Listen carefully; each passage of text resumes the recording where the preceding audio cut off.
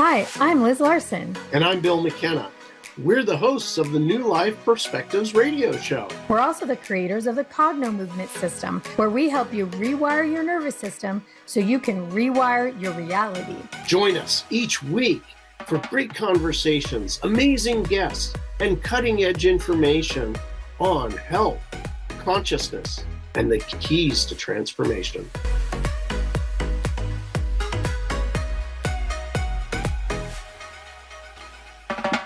Hey, everybody. Welcome to the show.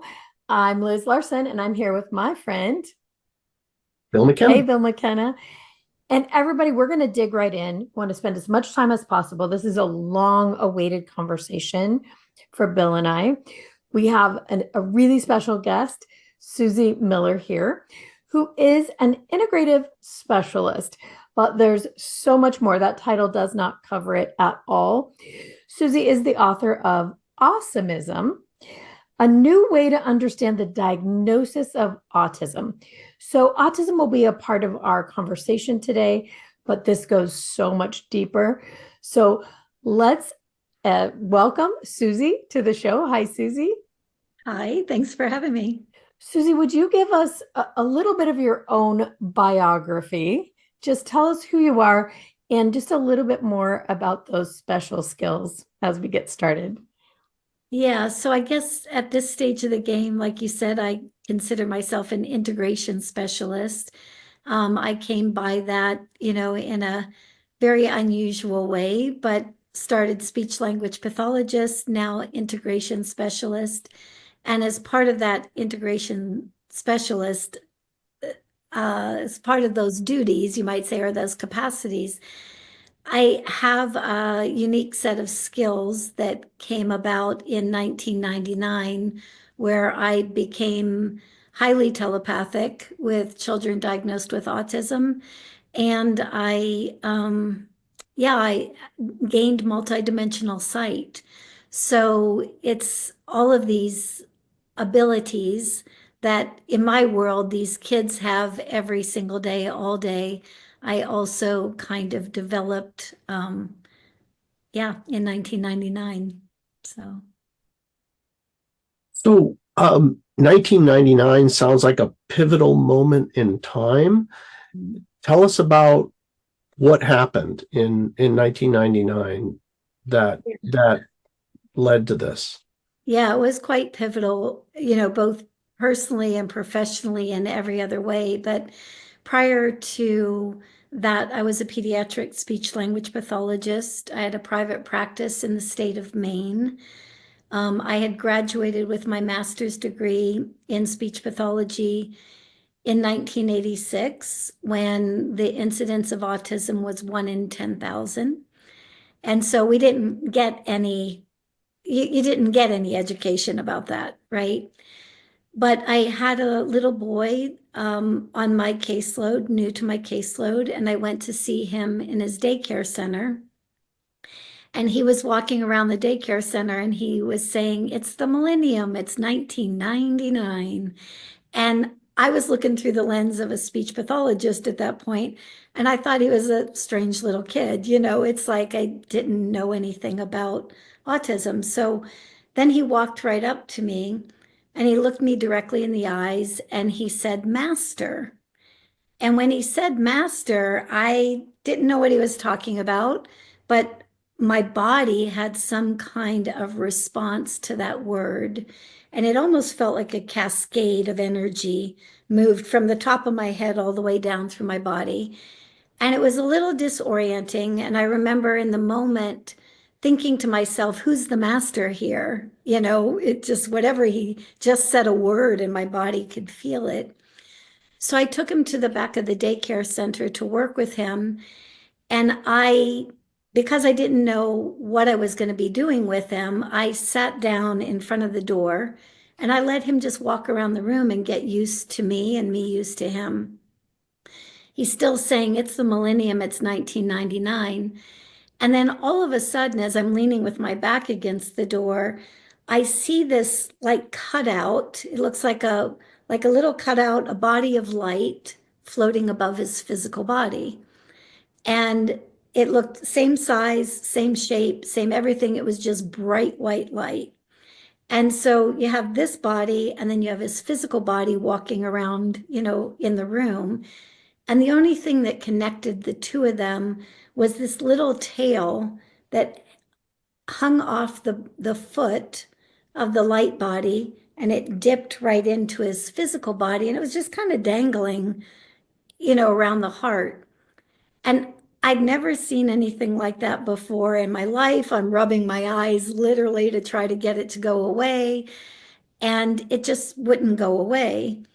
And so at some point, I asked the logical question, but I just asked it in my own head. It's kind of like, what the heck am I seeing? Like, what is that?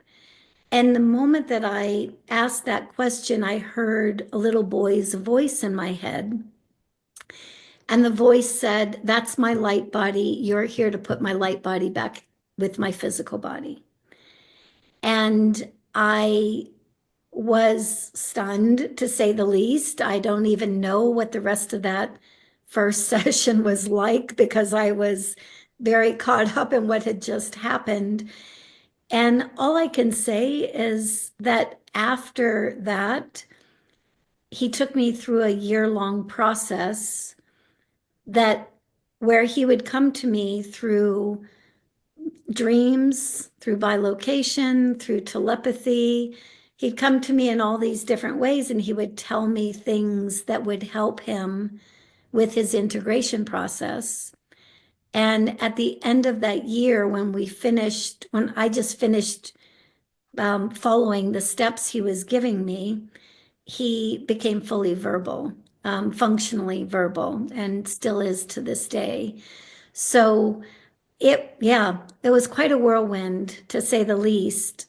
But within that first year also, all of a sudden, all these other kids started finding me. Anybody who works with kids on the spectrum, as you guys know, they start finding you, especially if they know you can be of some kind of support or are willing to understand them.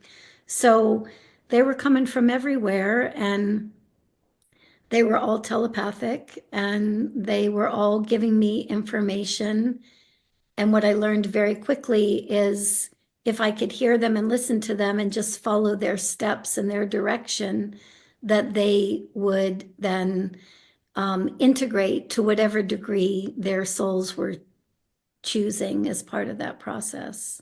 So, yeah, wild ride. What an amazing story.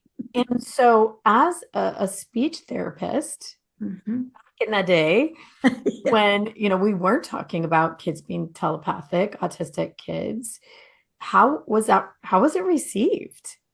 Not well. Not well at first. It's like, I think you go through an experience like that and you're so excited to share with people, you know, and so I did. I started sharing with some of my colleagues and things like that. I wanted to know if they had ever had those kinds of experience. And that was in 1999. You can imagine there was no conversation about telepathy like there is now.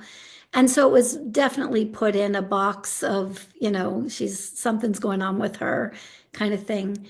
The benefit at the time is that I had my children were going to a Waldorf school at the time. And so I did start talking to some of the Waldorf teachers and some of the parents there, who were a little bit more open to energy and the things that Rudolf Steiner might have spoken about and things like that. So it was great to have that as a conversation. But yeah, professionally, not so good. Yeah. And so, did you go from really not feeling like you were telepathic or psychic in any way to all of a sudden being like, oh, geez, here's this thing? Yeah. What was that like for you? Because in our experience, a lot of people have a little bit of a personality crisis in that moment. Like, what does this mean? And who am I? Do I have to go wear a turban and read, read cards? Like, what was it like for you? Yeah, I mean, for me, I did not have any of that skill set beforehand. I I did have intuition. I think that as a child, I definitely came here with maybe the ability to see things that other people didn't see and things like that. But just like everybody, that as a child, that information gets shut down pretty quickly as well. So you learn to just not say those kinds of things. So it had been really decades, at that point since I had had those experiences. And it almost felt like Riley, this little boy, kind of put the key in, turned the key, and opened it all back up again. And kind of opened it back up on steroids, because I don't remember having a lot of those particular skill sets prior. And to answer your question, Liz, about the personality or the identity crisis, it was that for sure, but also I was in my early 40s at that point, and it was almost like all the information that was coming in during that first year, so that I could continue to see multidimensionally, so that like weird things happened, like light language showed up, and multidimensional kinds of communication, multidimensional sight, everything just opened up at once. And at the very beginning, I mean, my nervous system pretty much didn't know what to do with that. It was like turning on the hose full blast, when it was only used to a trickle. So that kind of had to be kind of restored, rebuilt in many ways. But the interesting thing is I will say that I always knew through the whole thing, from the minute he said that I'm here to put your light, or you're here to put my light body back to my physical body.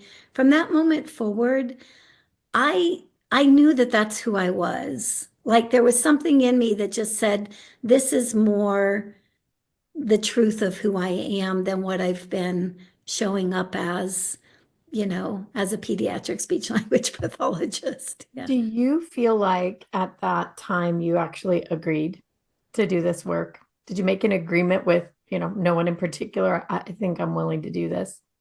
100%. A matter of fact, I think I had signed on that dotted line, the contract, well before I ever got here, because just the way it happened, it was kind of like nothing and then everything. It's just like opened up so fast that, looking back on it in retrospect, I think I probably had to sign on that dotted line well before that moment. So I think that's absolutely true. And I think also people are, in our experience, can be presented with this. Now's the time. Here's the person that agreed to open you up and remind you of who you really are. Yeah. And then they go into hiding. Yeah. So I think there is this moment where you're like, oh, okay, I am agreeing to do this publicly. I'm agreeing to do it wholeheartedly. And I think that's a different place for each of us. So it sounds like for you, you were like, oh yeah, I remember, I'm in. Yeah. And yes. And I didn't know what I was in for, but I knew I was in. I mean, I think if somebody had told me then that I would be doing what I'm doing now, talking to you guys and so much more, I probably would have hid. Yeah, I probably would have hid. So yeah, I think it's a very interesting thing when it happens, and it's almost like, okay, it's time, the time's now, go. yeah. Yeah. Yeah, super interesting. Well, let's take our very first break. And when we come back, I know Bill has about 1,000 questions, so we'll let him get some of those in. I've been hogging all the time with you there, Suzy. So UK Health Radio, let's hear from you and our great sponsors, and take it away. And we are back. We are talking with Suzy Miller, integration specialist, and we've been talking about some of her special skills. Bill, what's a burning question that you have for Suzy on this topic? Oh my gosh. Well, I want to, I want to hear about the journey. Okay, so he gave you the message. So then you said he came and gave you information on how to get him back in his body so that he could get verbal again, which it sounds like he's now fully verbal for the rest of his life, which, boy, that what a gift to the family. and to him. So tell us about, the information, and then, the journey didn't stop there.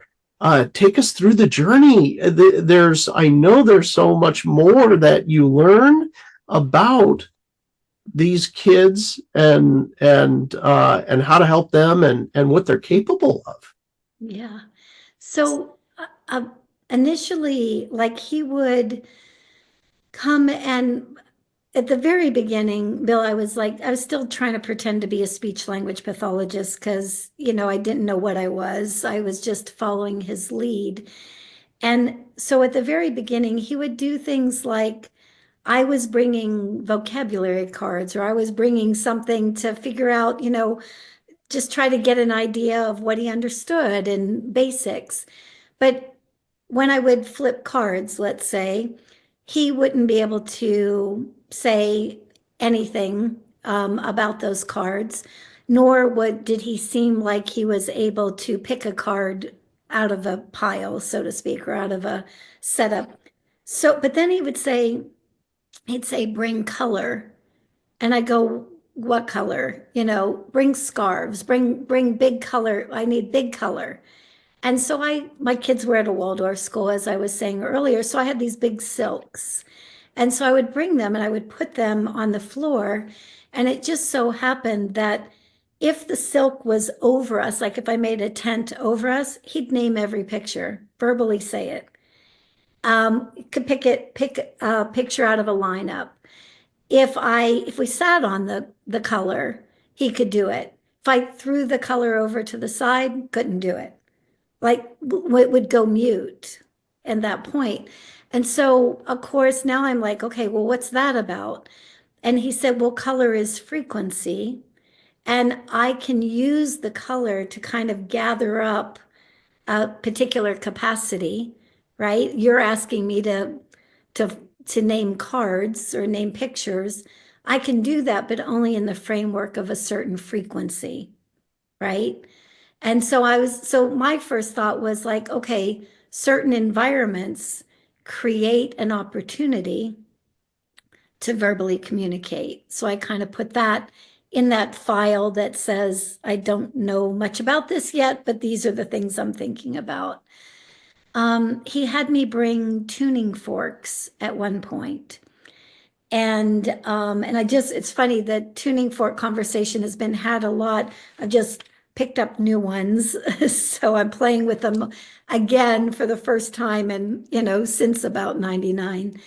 But he said, bring tuning forks. And I was like going, okay. So I went out and bought them and don't know what to do with them. And he'd say, you're looking for one sound that represents my soul or my essence, and one sound that represents my body. And he was saying all this telepathically. He was sharing this telepathically. So he'd say, hit this one, hit that one.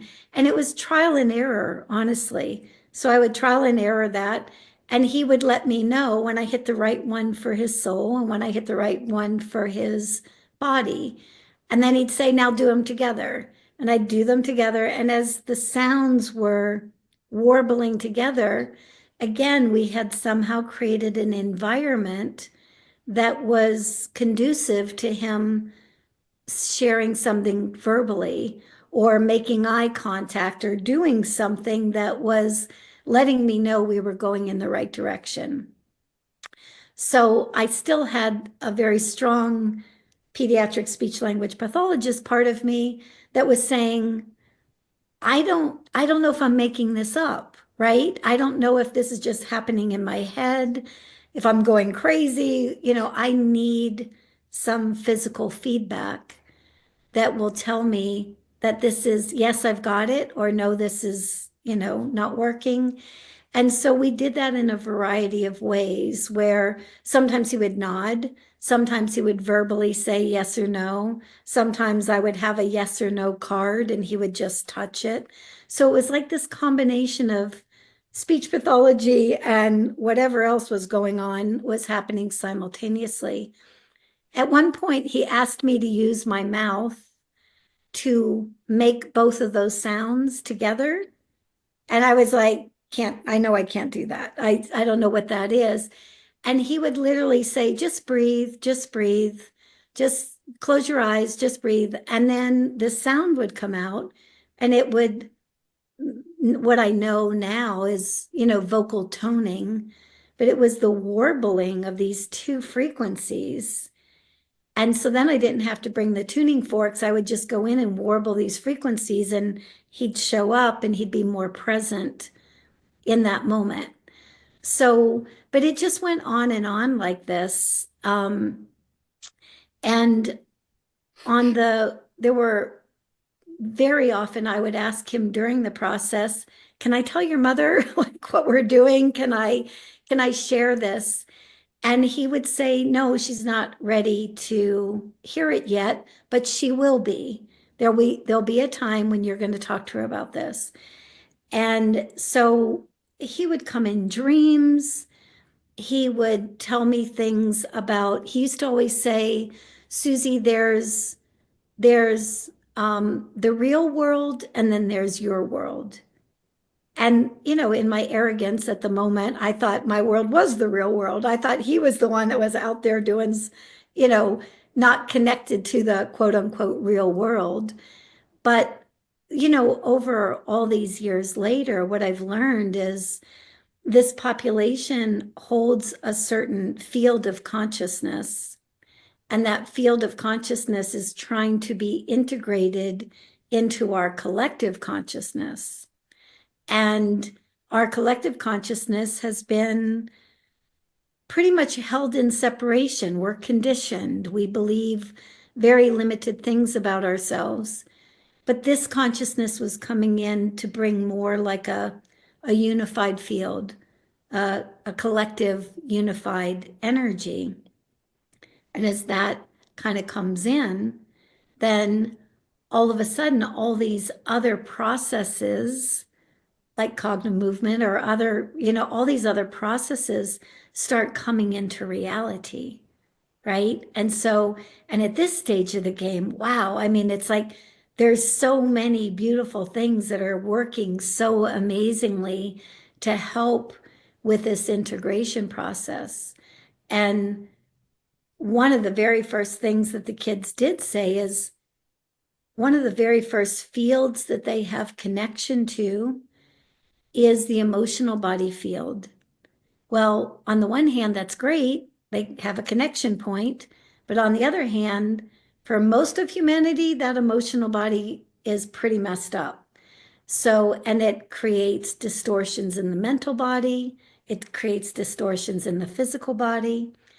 So, as I was learning, not just from Riley over time, but from thousands of kids that have come after, it's like our integration is as important to them as their integration. We're creating environments, whether they're mental environments, emotional environments, physical environments, that are conducive of them being here. And I think one of the most profound things I've heard them say as a collective is we cannot be here until here is the frequency of love. And so how do we create that? We create that by starting to create some balance and some unification neurologically, biologically, psychologically. And that's why so much of this works so beautifully. I mean, we're creating the frequency of love. Yeah. Well, we know that's something that is very, I think it's not just particular to this time, but very poignant and important in this time, is for us all to get to that frequency of love or above. Mm-hmm. And it seems like there are many, many millions of people who have come at this time for that particular purpose. And this population seems to be that group, but is blocked in some way physically from being able to fully pull it into mm-hmm. the reality that needs to be pulled into. Like where they are and the place they exist and all of that's lovely. Yeah. It's not accessible to the field if they're not in the body. So in my conspiracy brain, I think there's a concerted effort to keep them 100%. integrating. You think so too? Well, not only do I think so, I've heard it directly from these kids. And at one point, in my journey, I stopped hearing individual children and I started hearing the collective consciousness of that group. And in 2012, we did a live event in Sedona, Arizona. And in 2012, that whole field of consciousness opened up to us. It was so beautiful, Liz. It was so vast. I knew in that moment that there was no way that any one person or any small group of people was going to be able to navigate that energy. It literally had me on my knees in tears. It was just really profound. And one of the things that the kids had said, Riley started with this conversation when he said in 1995, many of the kids that were starting to come in as the forerunners, they started to get stuck. And I said, what was causing the stuck? And he said, go to the American Medical Association journal for 1995. And so, good little researcher, I did. And in 1995 is when they justified why we needed to move from 12 to 36 vaccines in the same time period. And so at that time, I mean, 1999, when I'm talking to Riley about this, I go, I don't, and that was about the time he got stuck because he was like, 4 or so. So he's talking about that 18-month vaccine. And so I went back to him. I go, are you saying that the vaccines have something to do with this? And he said, well, yes and no. He said, we're all, in 1986, a portal was opened so that a new level of consciousness could come in. We all started answering that call. We all start coming in. But by 1995, there's an awareness that we're all coming in. And so you can't stop that from happening, but you can sure slow down the process. So part of that slowing down of the process was adding extra toxicity to the field, kind of creating cutoffs. And they would say it wasn't just vaccines and those kinds of things that might have been creating some of that toxicity. There was all kinds of different toxicity that was in our environment that we all had grown up with, right? We were all conditioned to. But here you have these very highly refined souls coming in. They're not conditioned to it. So they're kind of going, we'll stay up and out. We'll stay up here until you guys clean that up. And then we'll start. And whether we had to clean it up mentally, emotionally, or literally physically, that was kind of that was what was necessary. And that's what the invitation was. But yeah, I'm with you on that, Liz, because I've also watched just more recently how, because all eyes are on these kids right now, because there is a much bigger conversation, all eyes are on these kids. So I think that they get shut down a bit that way too. Well, it isn't really, it's just one thing, and it's affecting us all. In 1980, there were artificial sweeteners that were introduced that were known to damage the brain, And in Bill's and my vernacular, we know that there's a grid of electricity that allows the brain and the body to talk to itself, that allows us to communicate with each other through the fields, through our nervous systems. And these toxic things, and that's just one, a lot of vaccines or artificial sweeteners, one of thousands of things that started to be introduced that just blow holes in these electrical grids, which affect our emotions and our physiology and all of that. So it does seem like there's a concerted effort to harm our brains. And we see things like not just autism, but Alzheimer's and Parkinson's and neurological disorders. I heard that 1 in 4 children now has some sort of neurological disorder. So I think it's a lot of things. So let's veer the conversation out of our conspiracy land. Yes. Just say we do need to clean up our what we're doing physically. Bill, jump back in the conversation here. Where do you want to go next? Well, first of all, I mean, everybody who's listening out there, your mind is blown, like my mind's blown. It's wow, amazing. I just appreciate if you could tell us about your book a little bit, the journey to your book and your realizations in your book. And then, the amazing thing is that you have another book. That book, Awesomeness, was published, I think you said 2008 or something. And so there's been this vast amount of information that you've come up with experientially in the past umpteen years. So I just want to just wind you up and go. You got this. As far as the Awesomism book, can go there first. That really came about because, you have all this personal experience that you don't know if everybody else has had. You assume they haven't because, as I was talking about it, is getting shut down around that quite a bit.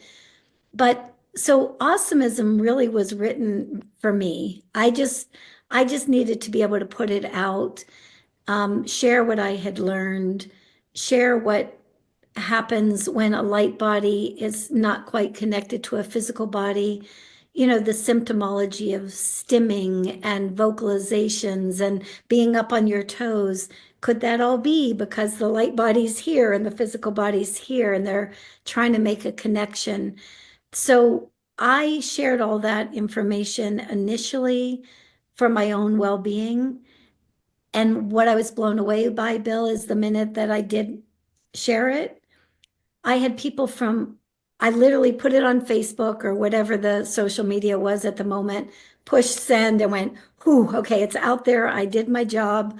I don't have to do anything with these kids ever again. It was that kind of feeling. And then within hours, there were all of these people from all over the world saying, oh my God, I thought I was going insane. I thought I was crazy. This is amazing. I've had telepathic communications as well. And that literally led to going into a practitioner process that they requested. So. Gosh, well, that's amazing. We need to take a quick commercial break for our sponsors here at UK Health Radio. And when we come back, I just want you to just delve right in. There's so much more that get educated on here. All right.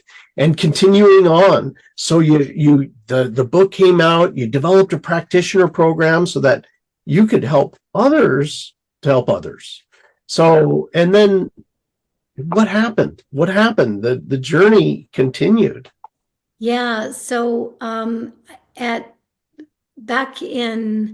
was 2008, by about 2010, we had a practitioner process. Everybody that was coming was developing their telepathic skills, developing their ability to connect and hear directly from the kids. Because to me, what I had learned up to that point anyway, is if you can connect directly with them, they know what they need. They can give you that information.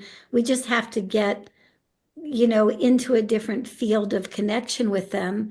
Because like you said, the mental construct wasn't really working for them. That neurological construct wasn't working for them. So we can't just ask them and have them tell us. But if we could get kind of above that place and make the connection there, then they could start sharing with us. So at that time, I would say there's 300 or so people that I took through a process.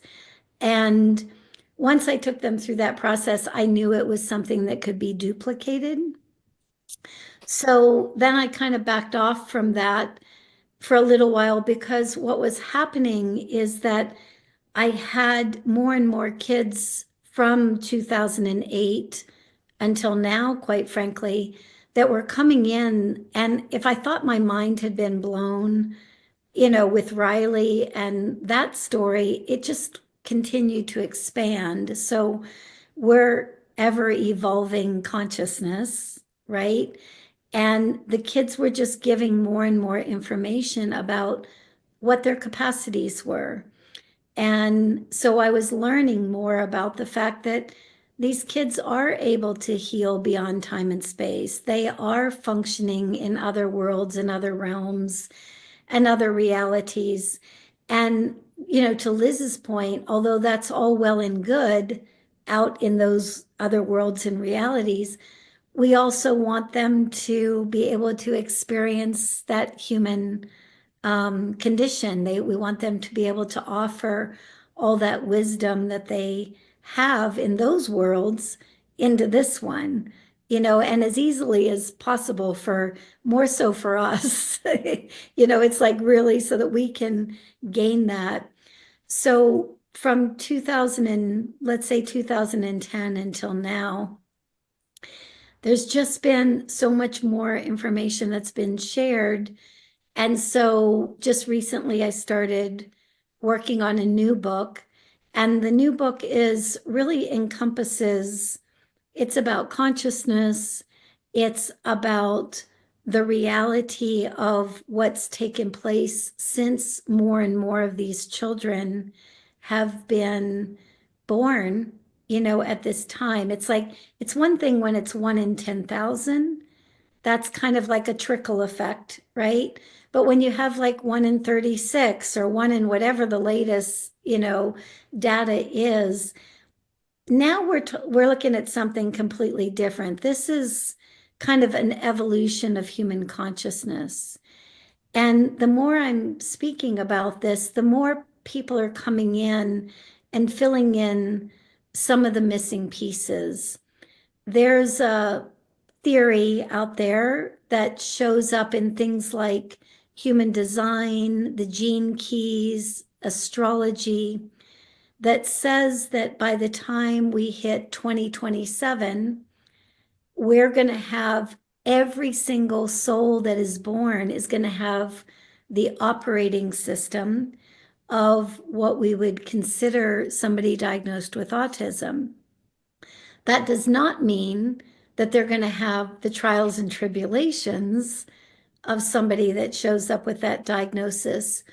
What it means is that that capacity to access other worlds and other realities, to know our multidimensional selves, to be the seers that we are and the telepathic communicators that we all are, that's going to kind of come hardwired with all of the kids that are coming in. And so when I look back at the souls that did get a diagnosis of autism, I have a lot of admiration for those souls coming in with all of the challenges that they present with, because they were here kind of breaking down those barriers. They were here holding a particular frequency that could not yet be fully realized into the physical expression. And then all these people like yourselves and others come along and they support that integration process. They support that capacity for these souls to be more fully embodied. But there's a huge ramification, positive ramifications of that, in that as that energy fully embodies here, we literally do become a new species. We become the new human. And we're right in the midst of that right now, and which is so flipping exciting to me. And exciting to just see all the ways in which that's coming about. So all of that is going to be part of the book. and also giving people resources like yourselves with Cognomovement and others that, this works and this is why it works. But and my role is kind of like, this is the bigger picture. This is the biggest version of that coming into collective human consciousness. Because the kids said a long time ago, we are a new species. We look like you know. In some cases, we learn to act like you, but it's like a brand new field of consciousness. And that's what I saw in 2012. That was just mind-boggling. Yeah. It's interesting. We get to meet the most amazing people with Cognomovement. We tend to attract people who, in our view, even older people, like we tend to meet people, about 45 or older that are fully capable, came structurally capable, and yet there's so much interference with our signals and with our grids and with stress and with trauma and drama that their wiring didn't allow them to access everything that's been available to them. And I think you're correct. I think people's physiology is changing. We know this with the Mandela effect, and the heart and the kidneys are changing, and the neurological system, I think, is also the potential is far greater. And yet we find that people are locked out of their own capacities. And so for Bill and I, this has been a big part of our work, is unlocking those neurological grids so that the frequency can be used by the physical body. Another thing that has been really important to us is many, many, many years ago, like you, had a message come like, well, it's all great and good. Like I said, to be out there. And in spirituality, it was like, get out of the body, astral project, do this, do that. But the information that needs to be integrated into the planet is through these physical bodies, through these cells. And that once we learn to fully utilize them, we get that integration as well. So I think there's a big message in here. Even if you are not affected by autism or have a child who is, all of this information is vitally important to us as humanity and in our ability to move forward. So I probably already know the answer to this question, but have you received pushback about this? Like, oh, this is woo-woo, or this is airy-fairy? I did at the very beginning, but quite frankly, it's like, just by doing this work, we are creating new neurological pathways, right? I mean, I had to help create those myself. And so so I personally don't get pushback anymore, but I've been at this for a while. And the other thing is that most of the people that I call to me, just like who you and Bill call to you, are open and ready and willing to, kind of expand in that way. And I think that that's really important because one of the things that the kids shared at one point is when you build something in coherence, right? When one person invites somebody else to a conversation and they expand it beyond that and more and more and more, that field, that field will invite to it anybody who's ready to benefit from it. And then they benefit from it. And then that integration happens all the way down through. And then, oh, look, see those people over there? They're doing something that is allowing this to be fully integrated, right? But that little bubble then starts inviting more and more. And I just watching my own process throughout all of this, what I know is when I try to jump ahead of myself, or when I try to prove something, right? Instead of inviting somebody to my experience, it's like the more I just invite people to that experience, the more that field builds. And then it builds to such a point where, it can open up for a broader audience. and then they're coming.